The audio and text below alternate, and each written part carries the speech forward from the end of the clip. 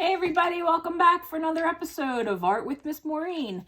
Today we're going to continue using some recycled crafts and we're going to make some bunnies because Easter's coming. So today you're going to need some cardboard. Finished a box of Cinnamon Toast Crunch today. So I'm going to use that. You're going to need a cotton ball if you want to make a tail for your rabbit. You could also make it out of just crumpled piece of paper. Don't use the toilet paper up to make a tail. If you have any ribbon laying around, this was left over from a little gift that I got. So I always save those. I have a big jar that I throw all those ribbons into. So that's always fun to have on hand. But I'm going to show you how to make a bow out of paper if you don't have that. If you have wrapping paper, that is a great thing to use to cover your rabbit. You could also cover it with an old gift bag. If you have paint, you could paint it. Acrylic paint works really well on cardboard. Watercolor will work, markers will work, but sometimes if the cardboard's brown, it just will, it doesn't show up as well. So I'm going to show you just a couple simple ways to make the rabbits. I'm going to do it in marker just so that you can see it, but you might want to do it in pencil. So a rabbit is pretty simple. I'm just going to start with a large oval or circle shape for the body. And get my wide marker because I think you'll be able to see it a whole lot better. My thick marker rather. Then I'm going to add another circle for the head. I'm going to draw some ears. Try to watch the space in between. Give yourself enough room so that you can get in there to cut. If you make them too close, it makes it a little bit harder for you to cut out your rabbit. If you'd like to, if you're doing this as a family, you could have a mom and dad rabbit that are a little bit larger. And then when you make your kid rabbits, you could make your kid rabbits a little bit smaller. These would be fun to prop up on your mantle. Or you could even string them all together on a ribbon and hang them on your mantle that way, almost like a banner. If you don't want your rabbit ears to be straight up, you could do the same thing, one rabbit ear up, and I'm going to just start with 2 lines for those for the ear that's bent, and then on the inside one, I'm going to kind of bend it and do the other half, and then it looks like your rabbit ear has a little bend to it. So it's kind of fun. That gives them little different expressions. So on the back of your cardboard, or if you don't have cardboard, again, you can just use paper. I'm just going to draw my nice big rabbit shape. This is all going to get covered with paper, so I'm not worried that I am, and I just realized I have not enough space for ears, so I'm going to make both of my ears bent. Because what do we do this week? We are making it work. So there's my rabbit. I'm going to cut my rabbit out. Remember all our lessons earlier, we are cutting with the scissors staying still. And this hand does all the movement. Here's another trick I always tell my students. When you start to get a lot of cardboard or paper that kind of hangs off and gets in your way, turn sideways and cut that extra off. It just makes things a lot easier.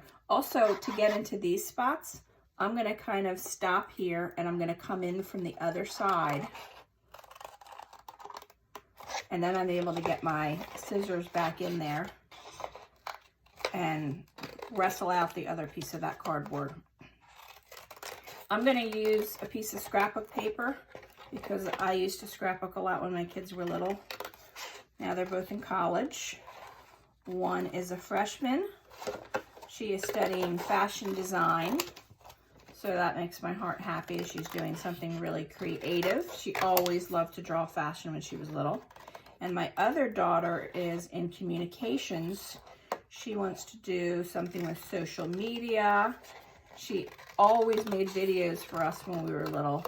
And they were awesome. Everyone in my family loved them. Every time we took a family vacation, she would make a video of all the memories. She would actually do some funny interviews with the family. So she's also pursuing her passion And I'm so proud of my girls. They're doing the things that they love.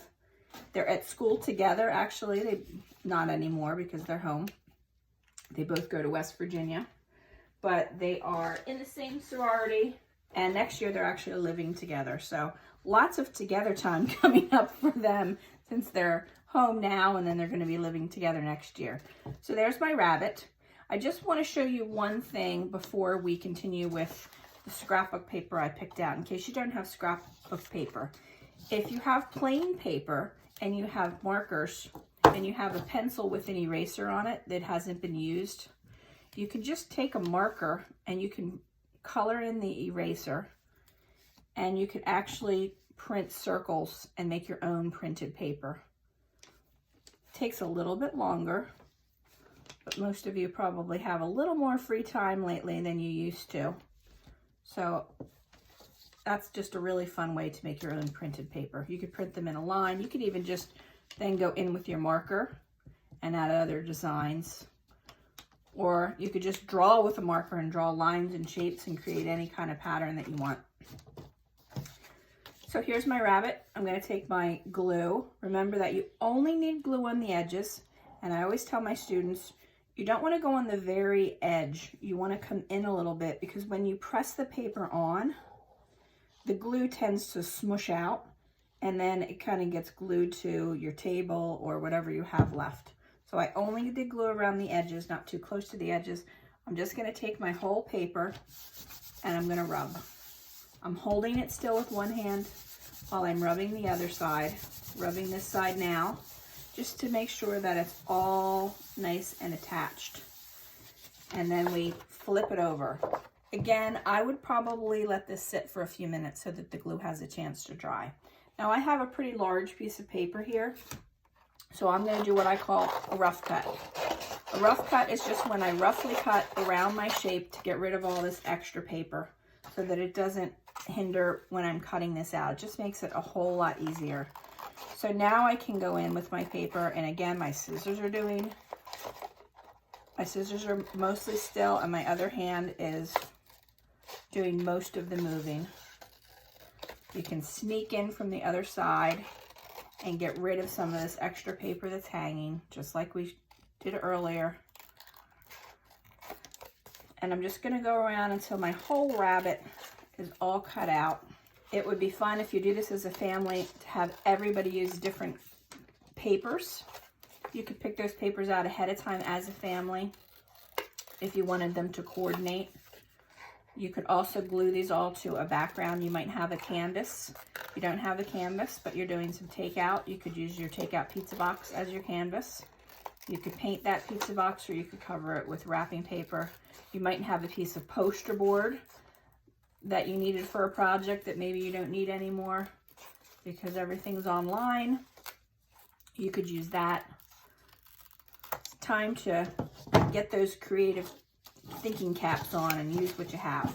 So there's my rabbit. And there's my ribbon. That ribbon might need a little bit of a trim. I don't have my good fabric scissors here, so I'm gonna just make it work. So I could attach that on there. I could also take my cotton ball and I could glue that on. For my tiny rabbit that I made, I'm just gonna take a piece of a cotton ball. So if this is too big or you want it fluffier, you can kind of pull it out and then re-roll it, and you could just glue the, stay on there, little tail. So there's my tiny little tail. I'm not going to add a face. I kind of like the simplicity of this. You could certainly add a face. You could cut out eyes and glue those on, or draw on there with a marker. If you don't have ribbon, I want to show you how to make a ribbon out of paper. So I just cut a strip of colored paper and I just folded it inside of itself. I'm going to take a little bit of glue, hold this all together. Put those two ends in there. And then I kind of like to bend it in a little bit so it's a little bit puffy, like a real bow. And then I'm going to put a little circle, take a little bit more glue, Actually, I think there's enough glue in there.